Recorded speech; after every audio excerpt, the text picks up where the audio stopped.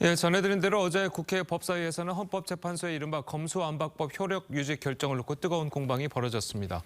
두 분과 함께 정치권 소식을 자세하게 짚어보도록 하겠습니다. 노밀 탑 파이낸셜 뉴스 주필 그리고 김상일 정치평론가 나오셨습니다. 안녕하세요. 안녕하십니까. 자, 조금 전 보셨다시피 어제 법사위에서는 한동훈 장관, 민주당 의원들과 치열한 설전을 벌였습니다. 영상 보시겠습니다. 장관께서 요거 좀 오판을 하신 건지 요 부분에 대해서만큼은 국민에게 일단은 좀 사과해야 되지 않겠습니까? 저는 지금 이렇게 입법권 과정에서 위장탈당 같은 위헌 위법이 명확하게 지정된 상황에서 사과는 제가 할 것이 아니라 이법 밀어붙이신 민주당 의원들께서 하셔야 된다고 생각합니다. 제가 사과할 문제가 아닙니다. 사과할 문제가 아니다. 큰일 났네요. 알겠습니다. 법의 취지를 존중해서 시행령을 좀 바꿔야 될 것 같은데 저는 왜 도대체 깡패, 마약, 무고, 위증 수사를 못하게 되돌려야 한다는지 그 이유를 오히려 묻고 싶습니다. 장관의 시행령으로 원상 회복한 수사권 중에 왜 직권남용이나 허위공문서 작성이나 일부 선거법 위반 범죄는 왜 얘기 안 하십니까? 부정부패인 선거법 위반을 수사하면 안 됩니까? 왜 안 됩니까? 역시 질문에 질문으로 답을 하시네. 아니요, 전 자, 그러면 답입니다. 예, 이 보신 것처럼 민주당에서는 한 장관이 청구한 권한쟁의 심판 청구를 헌재가 각하했으니까 책임이 있다면서 국민에게 사과해야 된다. 자, 이런 주장을 했습니다. 자, 그리고 이제 또 한 장관은 또 위장탈당 뭐 이런 얘기를 하면서 뭐 서로 좀 심하게 싸웠는데 어제 법사위 상황 좀 어떻게 보셨습니까? 글쎄 뭐 사과 가지고 이렇게 맞붙어야 되니까 양측 모두 사과하면 되겠네요, 그죠? 예. 일단 한 장관 측에서 민주당이 주장하는 것처럼 검사하고 이제 그 법무장관이 청구한 권한쟁의 심판이 각하됐지 않습니까? 실체적 판단도 못 하고요. 그러니까 그 부분은 한 장관이 사과를 해야 될 것 같고, 그 또 민주당 측이 사과해야 될 부분은 그런 거죠. 국민의힘이 선고한 그 권한쟁의 심판에서 법사위 절차가 완전히 위헌 위법했다. 그건 확인된 거 아닙니까? 예. 5대 4로 헌재에서 인정했습니다. 그럼 그건 10번도 사과해야죠. 이거는 헌재에서 분명하게 위장탈당 문제, 또 안건 조정이 무력화시킨 문제, 이런 것들 다 헌법과 법률 위반했다. 이렇게 얘기했으니까 그분은 사과를 국민들 앞에 해야 되는 거 아니겠습니까? 예. 헌재도 결정을 얘기했지만 다수결 원칙이라고 하는 것은 단순히 숫자가 많다, 그래서 숫자로 결정해라, 그런 게 아니고 소수 의견을 제시할 기회를 주고 치열한 토론을 거쳐서 결정했다. 그러면 다수결 원칙에 승복해야 되는 거죠. 근데 그러지 못했지 않습니까? 말 그대로 그냥 꼼수 탈당, 위장 탈당, 이거는 문제가 있다는 걸 인정했으니까 예. 그건 절차적 정의를 위반한 것이거든요. 이 결정을 보면서 물론 헌재 결정이 나왔으니까 당연히 승복해야죠. 어쩌겠습니까, 그거를. 그러나 앞으로 그러면 이렇게 하는 모든 것들이 다 그냥 문제가 없다고 이렇게 결과만 나오면 이 법으로 인정해야 되나 하는 무력감을 느낄 수밖에 없거든요. 물론 이게 권한쟁의 심판이라는 그 한계가 있는 거죠. 위헌 법률 심판이 아니기 때문에 권한쟁의 심판, 그 야당 의원들, 여당 의원들의 권한을 그것이 헌법 위헌적으로 침해했느냐, 이런 결론을 내려야 되기 때문에 어쩔 수 없는 거라고 생각되지만 무력감을 느낄 수밖에 없는 거죠. 그러니까 저는 사과를 해야 한다면 양측 모두 사과를 해야 한다고 생각합니다. 알겠습니다. 자, 그리고 이제 또 야당이 이야기하는 것 중 하나가 헌재가 결정을 그렇게 내렸으니까 네. 한동훈 장관이 시행령으로 했던 이른바 검수원복도 다시 또 없애야 되는 것 아니냐. 자, 이런 주장을 하고 있거든요. 저는 뭐 그 말에는 좀 일리가 있다고 봐요. 예. 지금 좀 전에 우리 노동일 교수님 말씀대로 민주당이 위법한 행위, 위헌적 행위를 했기 때문에 그거에 대한 사과도 저는 해야 된다고 생각하지만 지금 이 말도 저는 일리가 있는 게 우리가 이제 악법도 법이라는 얘기가 있지 않습니까? 예. 어쨌든 법이 만들어졌어요. 그래서 거기에 일부 독소 조항이 있어가지고 이게 악법입니다. 그렇지만 법인데 그걸 안 지켜요? 그럴 수는 없잖아요. 근데 그걸 우회하기 위해서 시행령으로 그것들을 우회한다? 그건 좀 말이 안 되는 거예요. 그리고 그 해석도 제가 볼 때는 좀 문제가 있어요. 국어사전을 보면은 그 등이라는 것이 그 같은 종류의 것이 더 있다는 것을 의미하는 거에도 쓰이지만 그 2개 이상을 열거한 다음에 그 대상, 열거한 거 안으로 한정하는 목적으로도 등을 쓴다고 좀 돼 있거든요. 예. 그러면 이 2가지의 목적 중에서 등을 왜 썼을까? 이걸 우리가 따져봐야 되잖아요. 그러면 그때 입법 취지를 보면 돼요. 입법 취지는 이거 외에는 하지 말라는 입법 취지로 계속 토론을 해온 것이기 때문에 두 번째의 등의 의미로 이 등은 쓰여진 거라고 본다면 시행령을 통해 가지고 이 그 상위법을 오버라이드하는 것은 저는 잘못된 것이다. 그것을 뻔히 알고 있을 한동훈 장관이 굳이 이것을 대응을 하면서 자꾸 정치적인 어떤 정쟁의 하나로 이것을 만들어가는 것은 국무위원, 행정부의 강요의 한 사람으로서 적절치 않다. 이것을 국민에게 꾸준히 안 좋은 점을 좀 호소하거나 이야기를 하면서 다음 선거를 통해서 뭐 의석을 확보해가지고 제도를 개선하고 개정하는 것에 나서는 것이 맞겠다 이런 생각이 듭니다. 알겠습니다.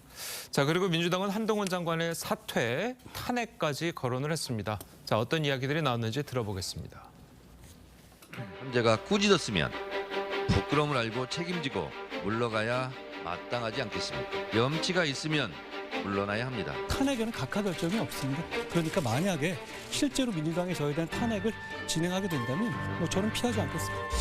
저를 사퇴하라고 말씀하시는데 지금 만약에 이 결과가 4대5가 아니라 5대4였으면 이번 밀어붙인 민주당 의원님들 다 사퇴하실 생각이었는지 저는 묻고 싶습니다. 탄핵은 너무 심한 얘기죠. 한동훈 장관을 탄핵까지 추진하다가는 자칫하면 똑같은 전철을 밟을 수가 있기 때문에 셀럽을 뛰어넘어서 세월호까지 갈 수 있는 상황을 만들어줄 우려가 있다. 자, 국무위원 사퇴 그리고 국무위원 탄핵을 이야기를 하고 있습니다. 자, 탄핵 사유가 되는 겁니까? 글쎄 탄핵이란 건 정치적으로 봐서 일종의 정말 핵폭탄급 무기 아닙니까? 근데 이렇게 정말 탄핵을 쉽게 입에 올리는 그런 건 정말 동의하기 어렵고 예. 그 사유가 있다 하더라도 자 사유가 있다. 헌법과 법률을 위반해야 되는 거 아니겠습니까? 직무집행 과정에서. 근데 뭐 헌법을 위반했다는 얘기는 되지 않고 지금 여러 선 얘기하는 것처럼 뭐 시행령을 만들어 갖고 법의 취지를 위반했다 이거 아니겠습니까? 예. 그럼 법률 위반했다. 저는 동의를 하지 않습니다. 뭐 등일하게 붙어 있으니까 그걸 뺐었어야죠. 경제 부패 범죄로만 한정한다. 그리고 더 잘하려면 경제 범죄란 건 이러이러한 걸 얘기하는 것이고 부패 범죄란 건 이러이러한 걸 얘기하는 것이고 라고 못 박았으면 되는 겁니다. 법에다가. 그러면 시행령을 뭐 만들 여지가 전혀 없는 거죠. 그렇게 법을 만들었어야 되는 것이고 물론 이제 만약 입법 취지에 위반됐다라고 한다면 삼권 분립 차원에서 어떻게 해야 되겠습니까? 새로 법을 만들면 되는 거죠. 국회가 지금 뭐 야당 주도 아니겠습니까? 마음대로 할 수 있잖아요. 양곡관리법도 여당이 아무리 반대하더라도 대통령이 반대하더라도 지금 그냥 다 우회해서 바로 처리해버렸지 않습니까? 그러니까 시행령이 법에 위반됐다고 주장을 한다면 국회에서 할 수 있는 일은 법을 바꾸는 겁니다. 근데 말씀대로 등을 빼버리고 거기 법에다가 아예 이 법에서 부패 범죄를 하면 이런 걸 얘기한다.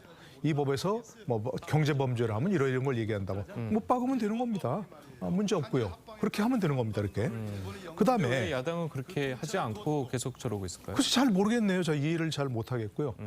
야당 지금 마음대로 할 수 있지 않습니까? 야당 할 수 있으니까 그렇게 하면 된다고 생각하시고 하면 되고 그러니까 뭐 그리고 지금 좀 전에 얘기한 것처럼 저 여당분들 얘기한 것처럼 정치적으로 탄핵을 못 할 거죠. 정치적 탄핵을 못 할 것이고 못하는 걸 자꾸 이렇게 뭐 하겠다 얘기하는 그런 상황은 이해가 안 되고 또 한 가지 한동훈 장관도 얘기했지만 저도 개인적으로 생각하는데 왜 검찰의 수사를 이렇게 못하게 하려고 할까 이해가 잘 안 돼요.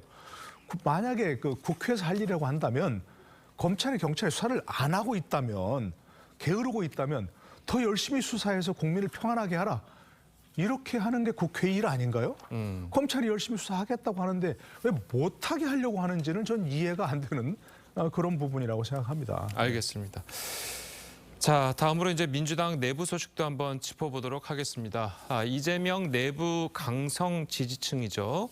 이재명 대표의 이제 강성 지지층 문제가 당내 갈등 불씨가 된 모양새입니다. 먼저 관련 이야기부터 듣고 오시겠습니다. 그게 당부를 할 성질입니까? 그와 결별을 하고 또 당으로 나서서 그거에 대한 징계나 제지를 나서야지. 반민주적인 행태를 보이는 일부 강성 지지자들의 그러한 문화나 행태에 대해서 아주 결연한 자세를 보이고 행동에 나서야죠. 당대표가 그걸 통제 못하면 리더십이 그 부족함을 스스로 자인하는 것인데 자꾸만 개딸 프레임을 만들어서 민주당 지지자들을 폄훼하는 용도로 네. 쓰고 있는데 진심으로 민주당을 위해서 헌신한 분들이기 때문에 거기에 대한 존중과 네. 더 적극적으로 소통하는 노력이 필요하다고 생각이 듭니다. 자, 이재명 대표가 사실 이 강성 지지층들에게 좀 자제를 해달라고 여러 차례 그쵸. 하긴 네. 했었잖아요. 그런데도 이제 계속 이런 모습들을 보이고 있는데 특히 어제 당직 인선에서 비명계 송감석 의원이 이제 최고위원으로 임명을 하니까 네. 오히려 이재명 대표도 수박이냐. 네. 자, 이런 비판까지 나왔습니다. 좀 어떻게 봐야 될까요? 도대체 이런 것들. 지금 이제 일부의 사례가 너무 이렇게 과장 해석되는 부분도 저는 일부 있다고는 생각하는데 과대 대표 되거나. 근데 어쨌든 이렇게 과대 대표 되는 분들이 본인들의 어떤 목소리, 그 힘의 행사, 사적 어떤 감정의 행사 이런 것들에 대해서 지나친 좀 만족감을 가지고 있는 것 같아요. 근데 그런 것들은 근대 국가의 어떤 제도 하에서는 용인되는 것이 아니거든요. 규범상으로도 용인되는 것이 아니고 심하면 법적으로도 용인되는 게 아닙니다. 그러면 사회 지도층은 그런 것들을 알려줘야죠. 그렇게 하면. 근데 그것을 알려줄 생각은 안 하고 오히려 그걸 이용하려고 하는 그동안의 행태가 이것을 점점 더 심화시켜 왔다. 이런 점에서 굉장히 아쉽고요. 이제라도 뭐 비판할 수 있죠. 다른 의견 낼 수 있죠. 시위도 합법적인 시위 할 수 있습니다. 근데 그걸 넘어서서 상대를 억압하려고 하거나 지나치게 압박하려고 하거나 아니면 거기에 또 위법적인 언행이 동원되거나 이런 것들은 있어서는 안 된다. 그런 것들의 기준을 명확하게 좀 세워줄 필요는 있다. 그래야 그 기준을 가지고 자신의 행동을 검열하고 자제하게 될 것이다. 이런 생각이 듭니다. 알겠습니다. 자, 어쨌든 뭐 아까 앞서서 이제 김남국 의원의 이야기도 좀 잠깐 봤었지만 친명계에서는 여전히 이 강성 지지층들을 좀 옹호하는 모습들을 좀 보이고 있잖아요. 저 그런 것들은 어떻게 봐야 될까요? 그러니까 이재명 대표가 이제 이른바 개딸들과 뭐 결별하겠다 얘기하는데 뭐 내 말도 안 듣는다. 그러니까 어떻게 내가 할 수 없다라고 얘기하는 게 그러니까 이런 말들 그 김남국 의원 말 같은 걸 들으면 과연 진정성이 있느냐 이렇게 느낄 수밖에 없는 거죠. 예. 아니 우리가 다 알지만 김남국 의원이 이재명 대표 의중에 정말 반해서 이재명 대표는 그렇게 생각하지 않는데 정말 이런 말 하겠느냐? 생각하지 않죠. 예. 김남국 의원은 이재명 대표의 그런 의중을 잘 파악해가지고 그 이재명 대표의 생각을 대변하는 것처럼 그렇게 해왔지 않습니까? 그러니까 이재명 대표가 아무리 겉으로는 강성지지층을 말린다. 말리는데 내 말도 안 된다. 얘기하는데 김남국 의원은 그렇게 얘기하면 그 이재명 대표의 말에 진정성을 느낄 수 없는 그런 부분인 거죠. 그러니까 저는 이재명 대표가 이른바 뭐 강성 지지층은 말을 안 듣는다 하더라도 국회의원들은 본인 말 들을 거 아니겠습니까? 그러니까 본인이 진정성 있게 그 강성 지지층을 제어하려고 한다면 바로 의원들의 그런 말부터 제어하고 그런 말 하지 마라. 왜 그 강성 지지층 이른바 개딸들 옹호하냐? 이렇게 하고 넘어가야 사실은 진정성을 있게 할 수 있는 거죠. 예, 알겠습니다. 저희 다음 소식도 잠깐 짚어보도록 하겠습니다. 자, 얼마 전에 5.18 정신 헌법 수록에 대해서 반대 입장을 밝혔다가 사과한 국민의힘 김재원 최고위원이 또다시 발언 논란에 휩싸였습니다. 자, 이 미국의 한 강연회에서 이제 나온 말인데 이 정광훈 목사가 이제 우파 진영을 천하통일했다. 자, 이런 말을 했습니다. 네. 자, 이런 논란이 자꾸 일어나고 있는데 좀 어떻게 봐야 될까요? 그러니까요. 저는 김재원 의원께서 이제 방송 출연하시는 걸 좀 많이 뵀는데 예. 좀 약간 합리적인 말씀을 하시려고 많이 노력한다 이런 느낌이었어요. 그렇죠. 예. 근데 이제 권력의 안으로 들어가니까 합리성을 버리고 자신의 이익에 복무하는구나 이런 생각이 좀 너무 많이 들고요. 그 이익에 복무를 하더라도 너무 그 극우적인 인사들을 동원하고 그 이익을 가지고 그 수혜를 얻어서 정치를 하려고 하는 모습, 이 모습으로 좀 변해가고 있다 이런 생각이 드는데 5.18과 관련된 거요.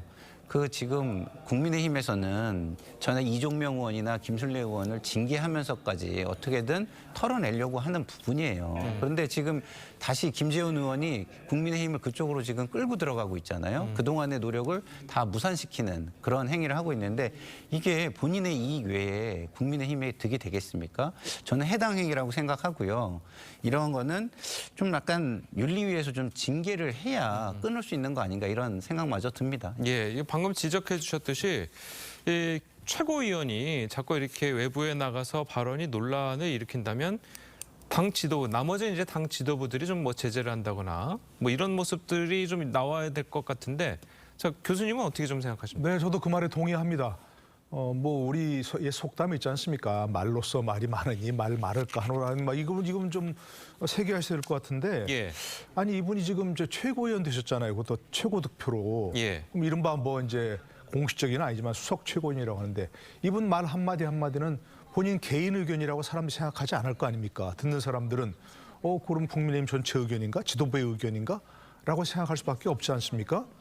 근데 저는 이분은 아까 그 김평로 얘기하신 것처럼 참 그동안은 뭐 말씀하시고 조곤조곤 잘 말씀하시고 참 합리적으로 얘기하시고 수긍할 수 있는 말씀을 많이 하셨는데 왜 자꾸 이렇게 최고위원 된 다음부터는 이렇게 하시는지 모르겠어요. 좀 흥분하신 것 같아요. 지금 최고위원에서 최고득표가 이렇게 된 것에 자중하시든지 아니면 계속 이런 말씀을 하시려면 최고위원 그만두고 하시는 게 저는 본인도 그렇고 국민의힘도 그렇고 여러 뭐 이른바 보수 진영에도 그렇고 좋은 거 아닌가 싶은 해서 고언을 드리고 싶어요. 예, 알겠습니다. 자, 오늘 두 분 말씀은 여기까지 듣겠습니다. 잘 들었습니다. 고맙습니다.